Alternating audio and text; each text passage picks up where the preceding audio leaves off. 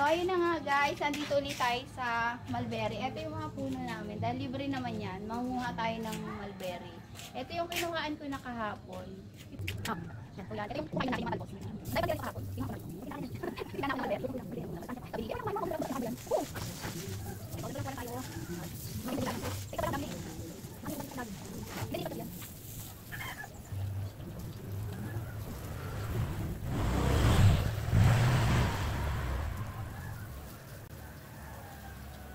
So, ito lang yung kukunin nyo, yung mga talbos, yung mga ganito.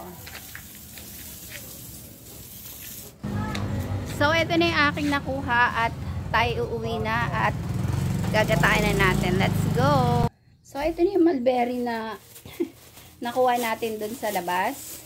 Tapos, ito naman yung mulberry kahapon na galing doon sa Malia. So, pagsasamahin natin siya, ang una natin gagawin dito ay huhugasan natin, syempre. Yan, hugasan natin ating mulberry at bagay natin siya lamas-lamasin. Kailangan natin hugasan natin siya ng ayos. Next naman, kapag nahugasan natin ay lalagyan natin siya ng asin. Ayan. Tapos, saka lalamas-lamasin or ipipiga-pigain natin siya. Ganun lang unang ginawa ko din at ulitin na natin hindi gawin. So, parang pipigain natin. Kasi ibang napanood ko nito ay binibilad nila. Pero sa akin, hindi ko siya binilad at hindi ko rin siya hiniwa ng maliit. Kasi napanood ko ay nakita ko, hiniwa niya ng maliit. Pero ito, hindi natin siya hiniwa ng maliit. At ganito lang yung gagawin natin. Ipipiga-piga lang natin siya hanggang sa mawala yung kanyang katas. Yan. At ang sabi pa ng aking, hindi man sabi, napanood ko doon sa nagbablog na about sa mga nature, yung katas daw nito kapag yung ampalaya na gugulayin mo ay mapait, nakakawala din daw yung mapait. Hindi ko pa siya natry. Yung sabi lang. So, gagawin natin. So, nakakawala ang mapait. So, yan.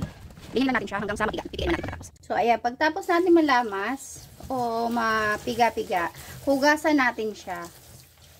Yan ginawa ko. Tapos, pipigain ko uli siya. Para mawala naman yung tubig. So, ito na yung ating mulberry at atin muna siyang itatabi. Habang hinihiwa natin iba pang mga pampalasa. So, maghihiwa lang tayo ng bawang. Yung ating mga pampalasa, hiwain lang natin siya. Ayan. Kumakawala pa tong sibuyas. At yung ating luya. Siyempre pag naggagata tayo, hindi mawawala ang luya. Kasi dagdag yung pampalasa. At meron din pala ako ditong labahita. Lalahukan natin siya ng labahita. So, yun lang mamaya.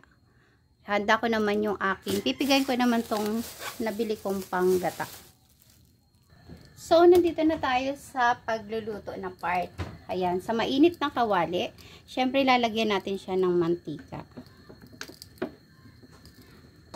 Dahil nga lalahukan ko tong mulberry ng labahita, so tayo ay magpapainit ng magpiprito ng labahita. Ayan, piprituhin lang muna natin yan. So, kukuhain lang natin to at igigisa na natin yung luya, bawang, saka sibuyas. Ayan. Patangin natin itong labahita kasi atin itong ngayon. Kapag nagisa na natin ito, ilalagay na natin yung mulberry. Ang bangus. Lalagay na natin yung mulberry. Igigisa natin siya. Ayan, no. Medyo marami ngayon yung aking nagawa o gagawin. Kita nyo naman, diba? So, igigisa lang natin yan.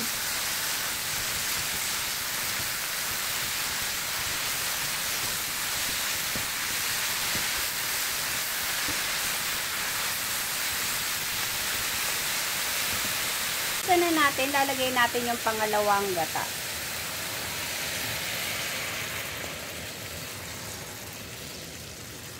Oh, yan o.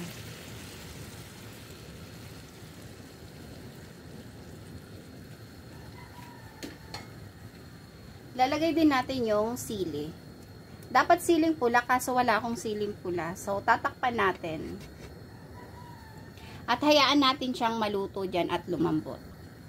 At himayin natin yung labahita habang mainit pa. Mainit pa kasi aray ang init. So, yun na, kulo na at lalagay naman natin yung labahita na pinirito natin.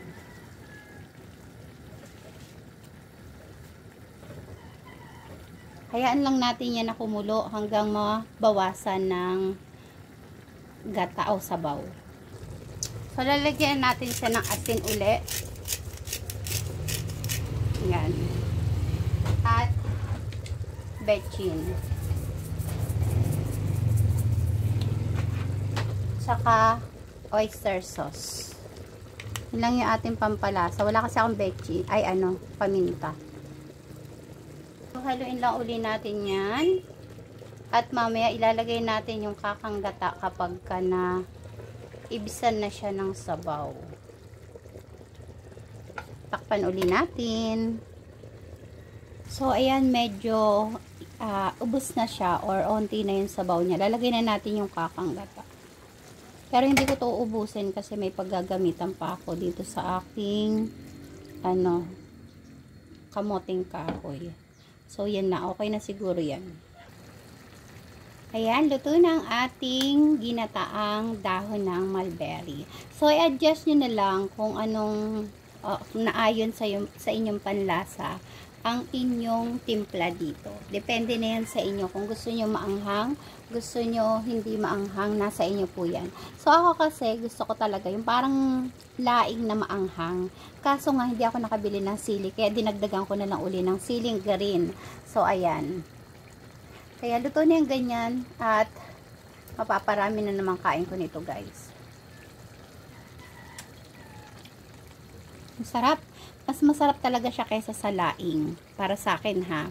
So, yun lang for today's video. Ayan na. Pinakita ko na kung paano lutuin ang dahon ng mulberry. Kung gusto nyo rin po ito subukan at meron kayong mga mulberry dyan, try nyo rin po itong gawin. So, yun lang for today's video. Sana inyong nagustuhan at inyong naibigan ang video kong to kung paano lutuin ang dahon ng mulberry. At kung taga saan ka pwede na nanonood nito, kung pwede lang po ay paki-comment kung taga saan kayo para malaman ko kung hanggang saan nakakarating ang video ng atin nyo. At syempre para mabati ko rin kayo. Salamat sa panonood at pagsuporta nyo sa aking mga video.